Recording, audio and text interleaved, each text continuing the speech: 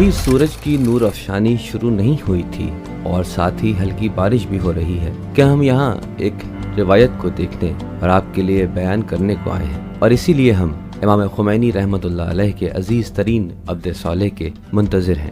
30 سال سے باقاعدہ انقلاب اسلامی جمہوریہ اسلامی ایران کی سالگرہ کے موقع پر مرقد مطہر امام خمینی رضوان اللہ تعالیٰ علیہ اور بہشت زہرا شہداء کی مطہر قبور کی زیارت کرنے آتے ہیں۔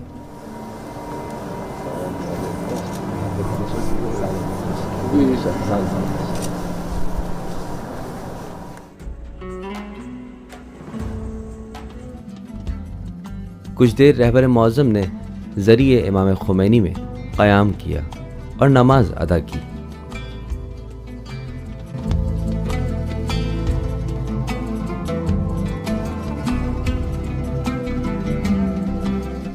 اس کے بعد رہبر معظم 72 شہدائے پارلیمنٹ اور شہدائے وزیر اعظم آفس کے لیے گئے۔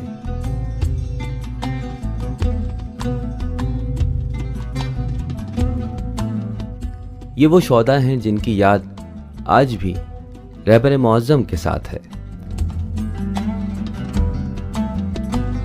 کیونکہ شہید بہشتی، شہید رجائی، شہید باہنر آپ کے قریبی ترین دوستوں میں سے تھے۔ ہر سال کی طرح اس سال بھی رہبر معظم بہشت زہرا میں دیگر شہداء کی قبور پر بھی حاضر ہوئے اور فاتحہ خوانی فرمائی، جہاں پر شہدائے مدافعان حرم اور شہدائے امنیت ایران، شہدائے سلامت ایران مدفون ہیں۔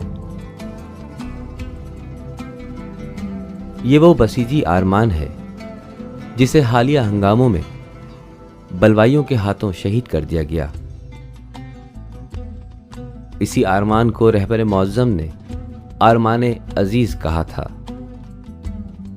اس کے بعد رہبر معظم سجاد ایزدی مدافع حرم کی قبر پر گئے، جو شام میں شہید ہوا تھا، جس نے اپنے وصیت نامے میں لکھا تھا کہ میری قبر پر ضرور آنا، خدا کی عنایت سے میں وہاں موجود رہوں گا۔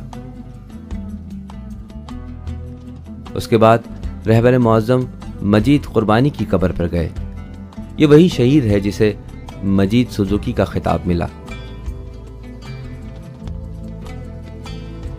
اور پھر رہبر معظم شہدائے گمنام کی قبروں پر گئے۔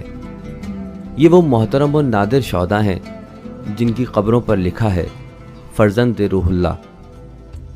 اس کے بعد رہبر معظم شہدائے سلامت یعنی کورونا وبا میں شہید ہونے والے ڈاکٹروں، نرسوں و دیگر خدمت گزاروں کی قبروں پر گئے اور فاتحہ خوانی فرمائی۔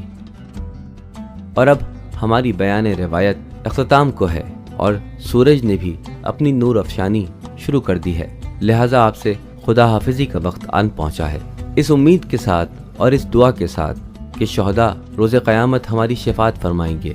السلام علیکم۔